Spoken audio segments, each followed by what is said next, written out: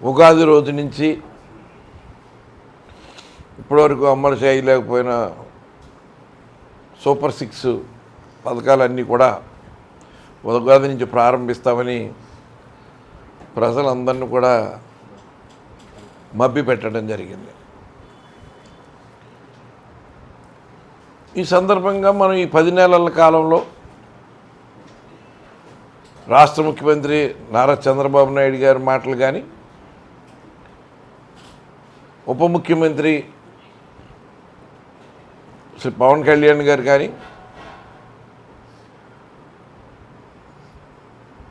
ముఖ్యమంత్రిని అవ్వాలని చేయాలని ఆరాటంలో ప్రయత్నం చేస్తున్న చంద్రబాబు నాయుడు గారి కుమారుడు లోకేష్ నాయుడు గారు కానీ,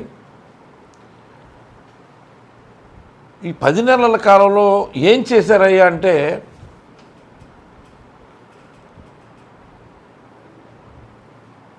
రాష్ట్ర ప్రజానీకాన్ని అల్లకల్లోలం చేసి రెడ్ బుక్ పరిపాలన పేరుతోటి అరాచకాలు సృష్టిస్తూ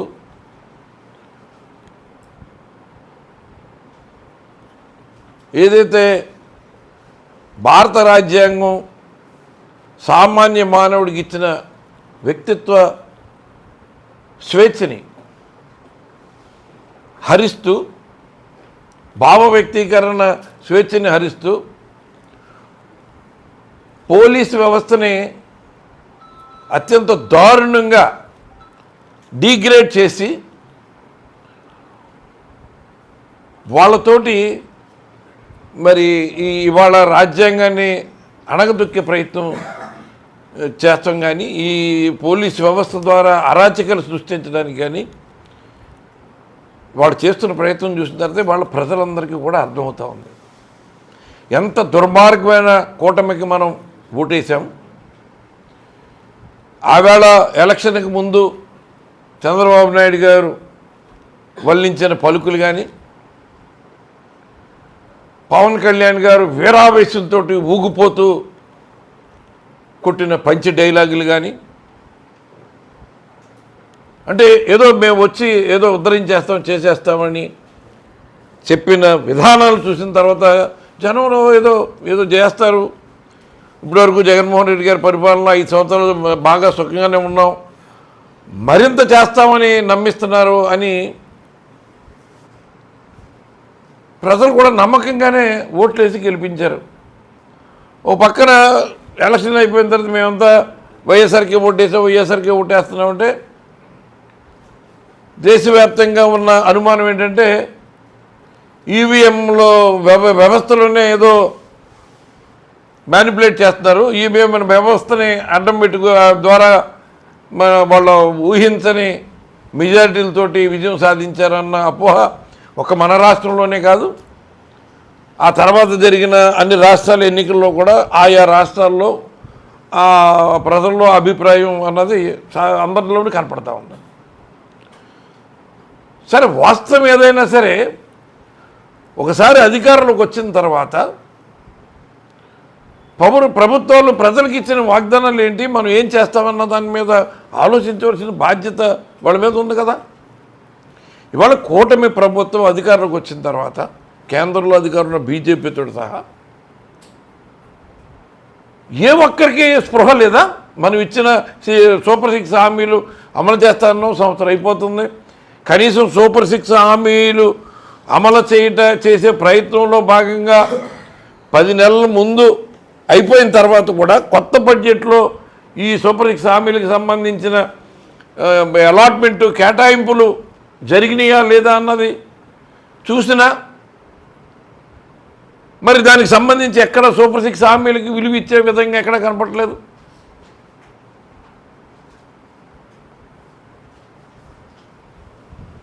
ఇప్పటివరకు అమ్మఒడి ఏదో అమ్మకి తల్లికి వందనం అన్న పేరు మార్చేశారు, ఇంతవరకు ఎక్కడ ఆ ఊసే లేదు. దానికి సంబంధించి 12,000 కోట్ల రూపాయల బడ్జెట్ ఉంటే ఏదో 8,500 కోట్లు పెట్టామని చెప్పారు. అది ఎప్పటి నుంచి ఇస్తారన్న దానికి కూడా క్లారిటీ లేదు. ఉగాది నుంచి ఇస్తామన్నారు, ఇప్పటివరకు దానికి సంబంధించిన విధి విధానాలు ఎక్కడా లేవు. సంవత్సరానికి 3 సిలిండర్లు కుటుంబానికి ఇస్తారని చెప్పారు, గత సంవత్సరంలో ఇవ్వాల్సిన 3 సిలిండర్ల నిమిత్తం 1 సిలిండరు కొంతమందికి మాత్రమే ఇచ్చారు, మిగిలిన వాళ్ళు ఎగ్గొట్టించారు.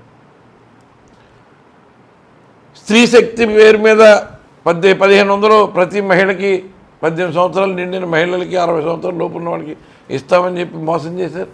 ఇంతవరకు ఎక్కడ దాన్ని ఊసేయలేదు, దానికి బడ్జెట్ కేటాయింపుల్లో ₹1 కూడా కేటాయించలేదు. అలాగే నిరుద్యోగ భృతి 3000 అన్నారు, దానికి ఎక్కడ ₹1 కేటాయించిన సందర్భం లేదు. 50 ఏళ్ళకి పెన్షన్ అన్నారు, దానికి ఉన్న పెన్షన్లు కూడా కొట్టే పరిస్థితి ఉంది. ఇవాళ వికలాంగులకి ప్రతి వికలాంగుడు కూడా మళ్ళీ సర్టిఫికేట్ తెచ్చుకుంటేనే కానీ ఆ పెన్షన్ కొనసాగదు అన్న భయాందోళన క్రియేట్ చేసి ఉన్న పెన్షన్లే లాగేసే ప్రయత్నం చేసే దాంట్లో ఈ కూటమి ప్రభుత్వం నిమగ్నమై ఉంది. ఆయన ఇచ్చిన అంటే సాధారణంగా ప్రతి పార్టీ కూడా కొన్ని ఆవిర్భావ సభలో పార్టీ మీటింగ్లు జరుగుతాయి, సంవత్సరానికి ఒకసారి లేదా 2 సంవత్సరాలకు ఒకసారి అలా పెట్టుకుంటూ ఉంటారు. దాంట్లో ఎక్కడైనా సరే వైఎస్ఆర్ కాంగ్రెస్ పార్టీ కూడా మనం కూడా నంబూరులో గుంటూరులో కూడా మనం ఆవిర్భావ సభలో నిర్వహించాం. ఎలక్షన్ ముందు ఏం చేస్తామని చెప్పాం, ఎలక్షన్ అయిపోయిన తర్వాత మన ఇచ్చిన హామీలన్నీ కూడా నిలబెట్టుకుంటూ వచ్చాం. అలాగే మరి తెలుగుదేశం ఆవిర్భావ సభలో రాజమండ్రిలో నిర్వహించినప్పుడు ఏం చెప్పారో ఏం చేస్తారో చూస్తున్నాం. ఈ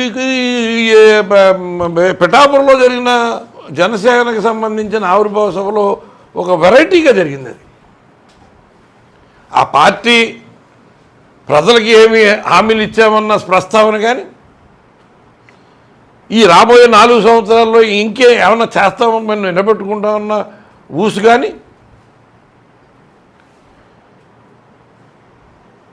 ఎక్కడ ఆ వ్యాఖ్యలు కానీ అటువంటి విషయాలు కానీ ఎక్కడ ప్రస్తావించాల.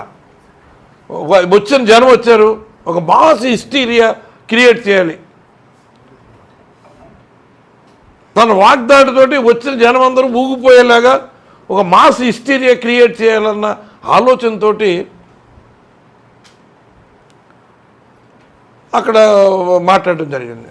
దాంట్లో పాపం అసలు 40 సంవత్సరాల్లో తెలుగుదేశం చచ్చిపోయి వెంటిలేటర్ మీద ఉంటే నేనే ఆక్సిజన్ ఇచ్చి నేనే బతికిచ్చి తెలుగుదేశాన్ని బతికిచ్చానని చెప్పారు. తెలుగుదేశం నాయకులు మరి మళ్ళీ నోరెత్తకుండా మాట్లాడకుండా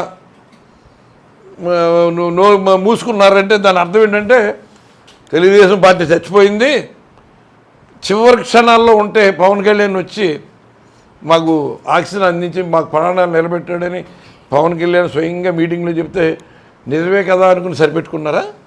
45 సంవత్సరాల మరి పార్టీ క్యాడర్ ఉన్న పార్టీని చంద్రబాబు నాయుడు అందరి దగ్గర చెప్తూ ఉండేవాడు, మాది క్యాడర్ బేస్డ్ పార్టీ అని. ఆ క్యాడర్ బేస్డ్ పార్టీ అన్నది పూర్తిగా మరి చచ్చిపోయే పరిస్థితిలో ఉందంటే పవన్ కళ్యాణ్ గారు నేనే బతికిచ్చాను, నా పార్టీని బతికించుకుంటా కాదు తెలుగుదేశం పార్టీని కూడా నేనే బతికిచ్చాను, 40 సంవత్సరాలు తెలుగుదేశం పార్టీని ఆయన ఓపెన్గా చెప్పాడు. ఎక్కడ ప్రభుత్వ వైఫల్యాల గురించి కానీ ప్రభుత్వం ఇచ్చిన హామీలు నెరవేర్చడానికి ఎక్కడెక్కడ ఏ రకమైన ఇబ్బందులు పడుతున్నామని కానీ ఇలా అయిపోయిన 10 నెలల్లో పోయినా మిగతా 4 సంవత్సరాలు 3 నెలల్లో 2 నెలల్లో మేము చేస్తామని కానీ ఎక్కడ చెప్పలేదు. ఆయన ఎంతసేపు రోజుకు ఒక వేషం వేస్తున్నాడు, రోజుకు ఒక డ్రామాను రక్తి కట్టిస్తున్నాడు. ఓ రోజున సనాతన హిందూ ధర్మవాదిని అంటాడు, తిరుపతిలో లడ్డు కల్తీ జరిగిందని కనకదుర్గమ్మ మెట్లు 2-3 మెట్లని లుంగి కట్టుకుని లుంగికి ఎగ్గట్టేసి పెద్ద నామం పెట్టేసి కాషాయ వస్త్రాలు ధరించి మెట్లు కడిగాడు. దాంతో అది తప్పు జరిగినా జరగకపోయినా మీరు ప్రతిపక్షం మీద వేయాలనుకున్న బురద అది తగలకపోయినా అది మీకు బూమరాంగ్ అయ్యి ఎదరికొచ్చి మళ్ళీ వెనక్కి వచ్చి మీకు కంఠం తెగే పరిస్థితి వచ్చినా కూడా మీరేం పెద్ద పట్టించుకోరు. ఆ తర్వాత మళ్ళీ తిరుపతి దేవస్థానంలో టిక్కెట్లు ఇష్యూ చేసే దగ్గర తొక్కేసలాట జరిగి 6 చనిపోతే దాని మీద అక్కడ ఉన్న చైర్మన్ ఏం చేస్తున్నాడు, లేకపోతే అక్కడ ఉన్న వ్యవస్థ ఏం చేస్తుంది అని చెప్పి నేను రాజీనామా నేను క్షమాపణ చెప్తానని చెప్తే వాళ్ళు క్షమాపణ చెప్పాలని చెప్పడం, అంటే వీళ్ళ కూడబలుకుని అక్కడున్న వ్యవస్థ ఎందుకు పనిచేయలేదు, దాని మీద ఎందుకు చర్యలు తీసుకోలేదు, ఆ బోర్డుని ఎందుకు రద్దు చేయలేవు, మీరు ఆ బోర్డు చేసిన అలసత్వం కానీ వాళ్ళ యొక్క అసమర్థత కానీ అక్కడ కనపడలేదా? దాని మీద మీరు మాట్లాడి వాళ్ళని బోర్డుని రద్దు చేయాలిగా. దాంట్లో జనసేనకు సంబంధించిన బోర్డు సభ్యులు కూడా ఉన్నారుగా.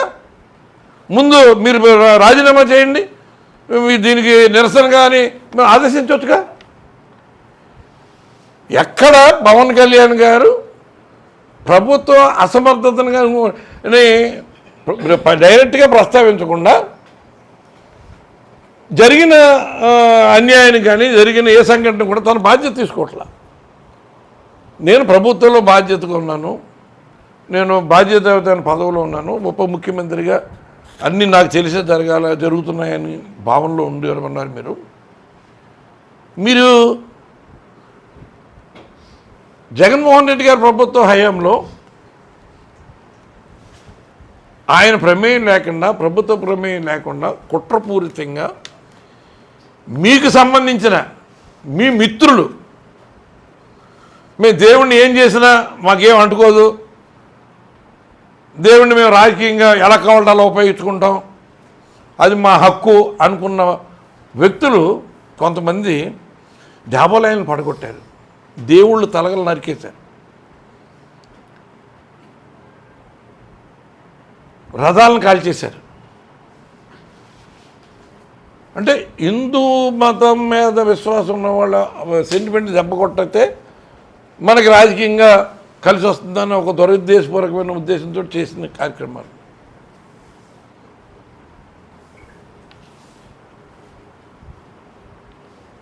గతంలో ఇదే కూటమి ప్రభుత్వంలో 40 గుళ్ళు విజయవాడ నడిబొడ్లో నాకు పూర్తి చేస్తే కృష్ణా పుష్కరాల పేరుతోటి అడిగినోడు లేడు.